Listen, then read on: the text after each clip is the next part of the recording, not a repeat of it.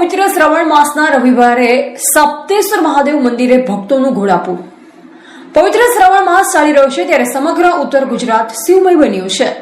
સાબરકાંઠા જિલ્લાના ઈડર તાલુકામાં સાબરમતી નદી કિનારે આવેલા પ્રખ્યાત અને પવિત્ર સપ્તેશ્વર મહાદેવ ખાતે આજે ભક્તોનું મોટું ઘોડાપુર ઉમટી પડ્યું।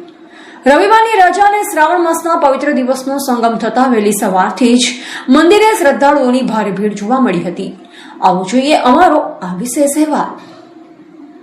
સાબરકાંઠા જિલ્લાના ઈડર તાલુકામાં પ્રાકૃતિક સૌંદર્ય વચ્ચે સાબરમતી નદી કાંઠે બિરાજમાન પવિત્ર અને ઐતિહાસિક સપ્તેશ્વર મહાદેવ ધામ ખાતે આજે ભક્તિનો અનોખો માહોલ સર્જાયો હતો।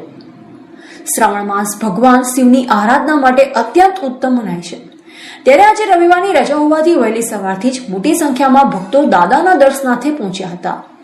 માત્ર આસપાસના ગ્રામ્ય વિસ્તારો જ નહીં, પરંતુ દૂર દૂરથી પણ પરિવાર સાથે શ્રદ્ધાળુઓ અહીં પહોંચ્યા હતા।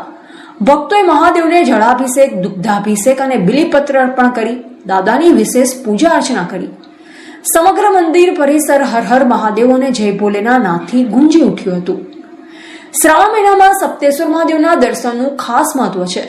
સાબરમતી નદી કિનારે આવેલું આ મંદિર કુદરતી રીતે પણ ખૂબ જ સુંદર છે।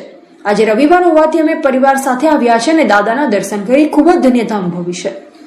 સાબરમતી નદી કિનારે આવેલું સપ્તેશ્વર ધામ ધાર્મિક આસ્થાની સાથોસાથ પ્રકૃતિના ખોળે વસેલું હોવાથી લોકો અહીં દર્શન સાથે શાંતિ અનુભવવા પણ આવે છે।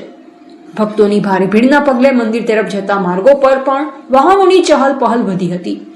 ભક્તોએ ભગવાન ભોળાનાથના ચરણોમાં શીશ નમાવી સુખ શાંતિ અને સમૃદ્ધિ માટે પ્રાર્થના કરી। પવિત્ર શ્રાવણ માસ દરમિયાન સપ્તેશ્વર મહાદેવ ખાતે ભક્તોના ઉત્સાહ અને આસ્થા સતત જોવા મળી રહી છે।